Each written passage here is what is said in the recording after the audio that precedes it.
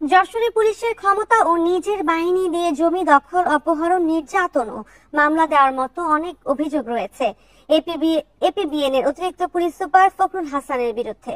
চাকরির পাওয়ার কয়েক বছরের মধ্যে ধরাকে সরাজ্ঞান করে বিপুল অর্থে বৈভবের মালিক হয়েছেন তিনি, যদিও কৌশলে প্রায় সব সম্পদের মালিক করেছেন তার মাকে।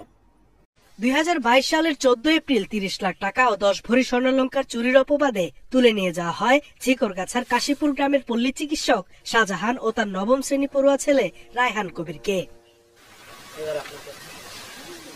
ভুক্তভোগীদের অভিযোগ, ফখরুলের নির্দেশে বাবার সামনেই বেঁধে ছেলের গোপনাঙ্গ সহ স্পর্শকাতর জায়গায় সূচ ও কলম দিয়ে চালানো হয় নির্যাতন।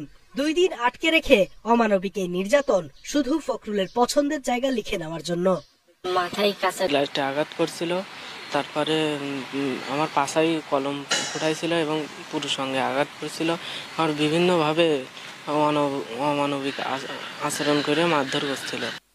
এক পর্যায়ে নিজের ব্যবসা প্রতিষ্ঠান ও জমি ফখরুলকে লিখে দিতে বাধ্য হন শাহজাহান ও তার পরিবার। পরে সাদা স্ট্যাম্পে স্বাক্ষর এবং চেক ও ক্রেডিট কার্ডের মাধ্যমে তুলে নেয় আরো 2.5 লাখ টাকা।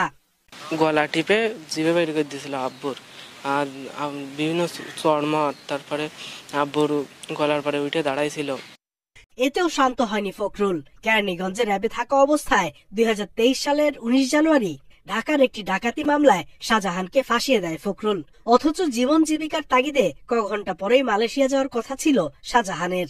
সে ব্যাংকের চেকটাও নিয়ে যায়, নিয়ে ডবল চেকে আমার স্বামী দিয়ে সই করায় নেই। এখন সেই এটিএম কার্ড মার্ড সব ওদের কাছে রয়েছে। এএসপি ফখরুল হাসান ও তার পরিবারের বিরুদ্ধে এ ধরনের নির্যাতন, মারধর, হামলার ঘটনায় অতিষ্ঠ এলাকাবাসী।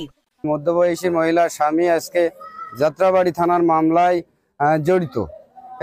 কিভাবে সম্ভব? যে লোক ঝিকর কথা চেনে না। আমাদের মতন গরিব মানুষ যারা ছিল তারা ওনার কাছে যদি কথা সাহায্যের জন্য গেছে, তাহলে সে এমন কিছু বলেছে আর এমন কোন জায়গায় পাঠাইছে যে তারা দিনের পর দিন ক্ষতিগ্রস্ত হয়েছে।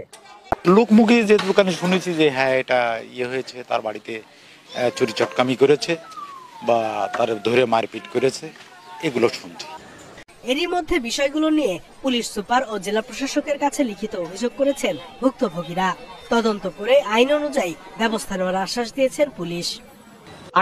আইনগতভাবে যেটা দেওয়ার দরকার, আইনগতভাবে যেটা করণীয় সেটা আমরা করবো তদন্ত সাপেক্ষে। ঠিক আছে।